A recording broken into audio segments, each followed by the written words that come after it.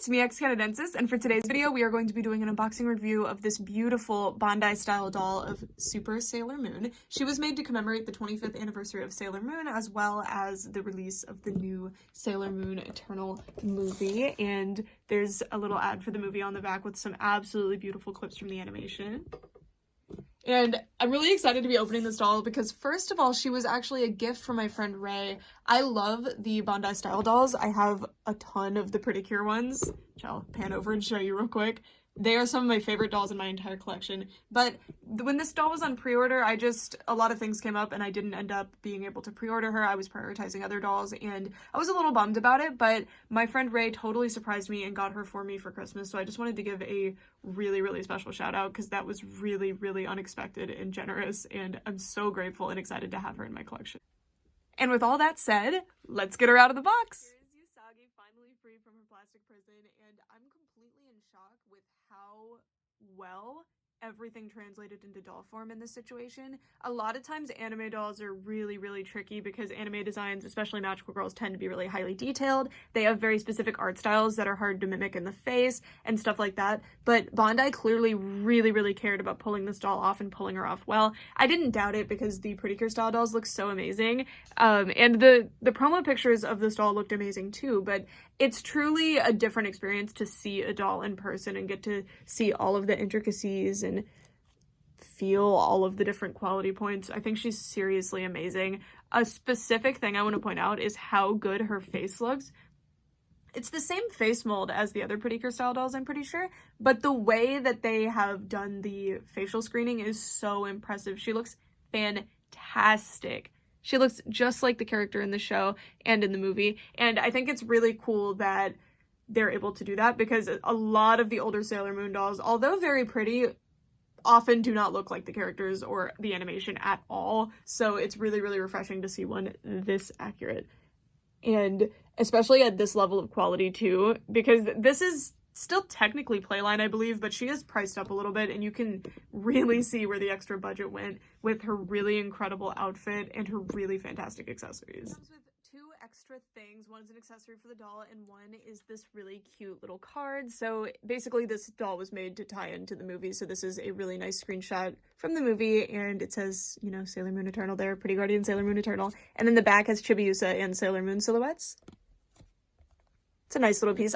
I appreciate stuff like this. Like, I think they're fun. And then she also comes with what I think is meant to be the moon kaleidoscope. I haven't seen the new movie, but it doesn't have as much color, but I think that's the design from the new movie. But this is a really, really impressive piece. I have a lot of dolls that come with wands and stuff, and this is the highest quality by far. It has so many electroplated details, and the paint is really well done. I think this is a fantastic piece, and she also holds it decently well. I don't know how she'd do without the gloves on, but she doesn't really need to hold it without gloves on anyway, and it really sits comfortably in her hand and stays in place. I'm really impressed with this piece. It looks gorgeous. Now we're going to look at some individual details starting at her head and moving down to her toes. So for starters, she actually has a really well decorated head. Like, she just has a lot of stuff going on here, of course, because that's how the design is. I'm just really impressed that they actually got everything because she does kind of have a complicated design. So she has, before I forget, these tiny little moon earrings that get flipped around pretty easily and look more like bananas, but if you get them in the right orientation, they look so, so good. Her hair is also really, really well styled, and I think it's saran. I still haven't confirmed what kind of hair these style dolls have, but it's definitely like my favorite hair of any of my dolls, and I'm not just saying that. It's so soft and silky, and despite this really complicated style, they actually style it with this type of hair gel where it's still like hair, but it still maintains its form. It's fascinating. It's not brick-like at all, and you could easily just brush that gel right out. I love it. And all the Pretty Cure style dolls that I have this same really high-quality soft hair. She has a bunch of ornaments on her head, so to adorn her little Sailor Moon buns, I think they're called Odongo buns, I might be wrong. She has these little red ornaments, just like she always does in all of her designs, and then these little extras for the super form. And these are so, so cute. They're actually pressed into holes in her head, which I know that's kind of weird and a lot of people don't like that.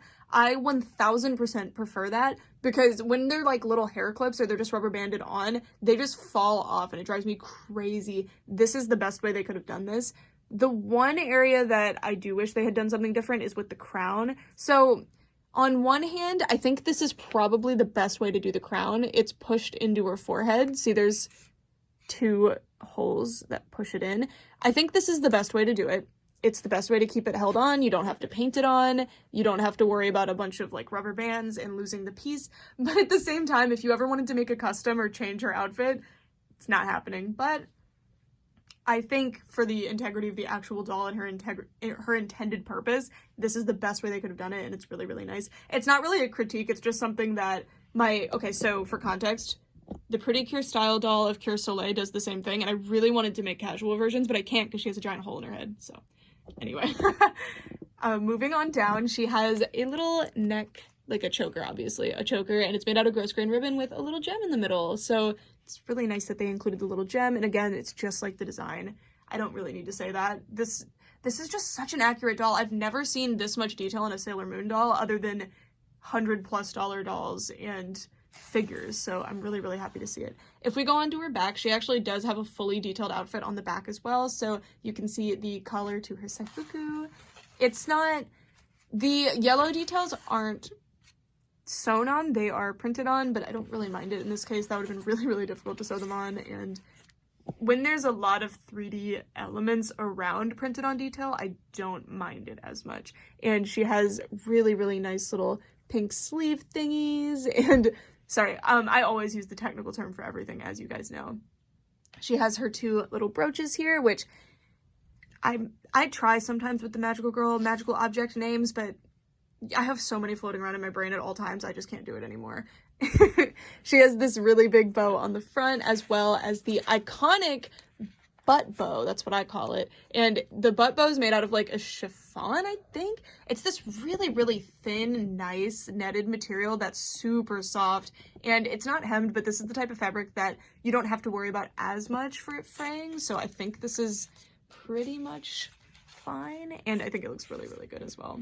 She has these adorable little gloves on. They aren't the best. So dolls have this issue where usually their fingers are all together, or even if they are apart, you know how difficult it would be to sew individual, like it's already hard enough to sew gloves at a human scale. Can you imagine at this scale? I don't even know if it's possible. So we're left with 2 choices: goofy mittens or painted on. Most people hate painted on, so I think they tend to opt for this. I personally prefer painted on with gloves specifically on dolls like this specifically, because I'm not a big fan of the mitten hand, but regardless, they did that's an actual trim, it's not printed on, so, but brownie points there, and they're cute enough, you know, they get the message across. It's a doll. It's a very small doll too. These dolls are such a cute size. And then the rest of her little dress is, so they didn't do it when you see the dress in the show, and especially when people cosplay it, it has an extreme drop waist, if you can see that, and they don't really attempt that in doll form, and I can understand why. It's actually really difficult to achieve that, but I think they did it justice regardless, and it looks really, really good. That's like the one departure from the actual design that I've found so far, so they're really doing great here. She has this little yellow belt, which is supposed to be above the drop waist, but it's just on the drop waist. Again, I'm just pointing it out because it's something I noticed. It doesn't matter at all.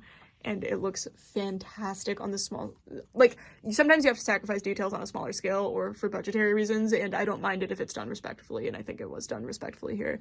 Her skirt is pleated, and it's so pretty. This, I'm sure it's printed on, but it almost looks like it was dyed. I sincerely doubt it was dyed on, but it looks fantastic. It's so pretty the way they blended the colors together, and of course, looks just like the design.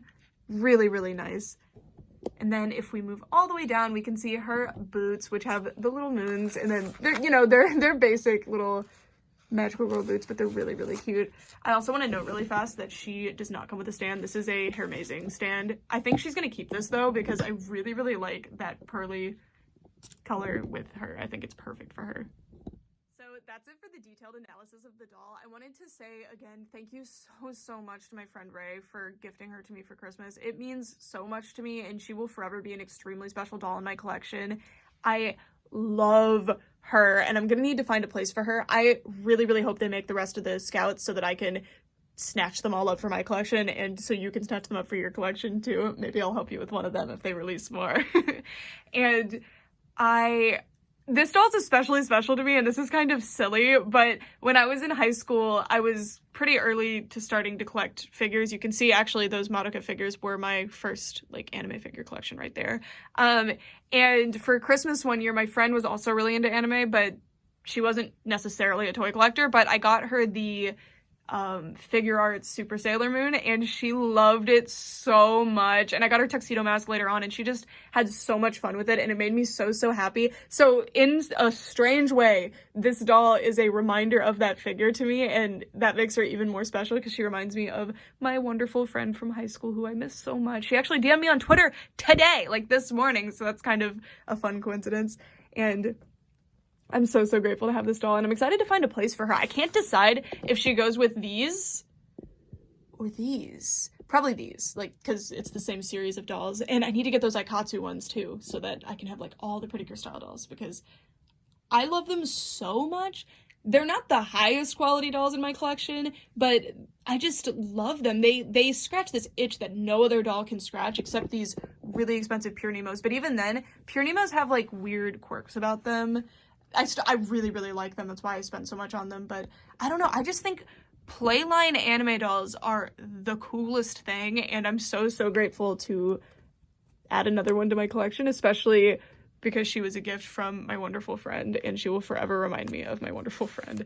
And with that, thank you guys so much for watching. I'd love to hear how you guys feel about this doll. Oh, and also, my mom's not like a toy collector. She kind of collects some shoes that she likes, you know, but she's not necessarily a collecting type. But when her and my dad were like, I don't know if they were married or dating at the time, to be honest. I guess they were probably married, but it was before me and my brother were born, and the Sailor Moon dolls were hitting stores, the little smaller ones in the US. And I do have a video about this, or I have a video showing the dolls because she gave them to me eventually.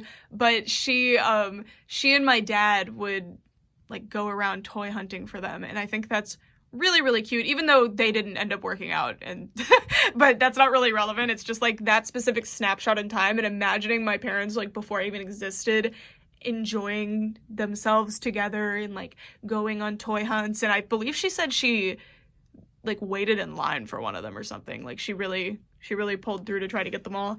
And I don't know, I think that's really sweet and special. And I don't know, so Sailor Moon, I'm not the biggest fan of the show. I haven't seen the whole series. I really need to get on that, though. I really want to hurry up and watch it all. I have watched a lot of Crystal and quite a bit of the original series, but I haven't seen like every season or anything. And I do like it, but I really need to like sit down and really watch it and give it like my fullest attention, because the last time that I watched the original series was probably 10 years ago, so I really need to try again. I just end up like either getting busy or something else comes out or something, and it has like Sailor Moon is such a huge show that it's gonna mean a lot to a lot of people, so I really want to give it like a fair shot and watch it all the way through and really revel in it, because it has so many like interesting connections in my life. Anyway, that's it for this video. I know that was kind of random, but thank you guys so much for watching for all this time. Bye!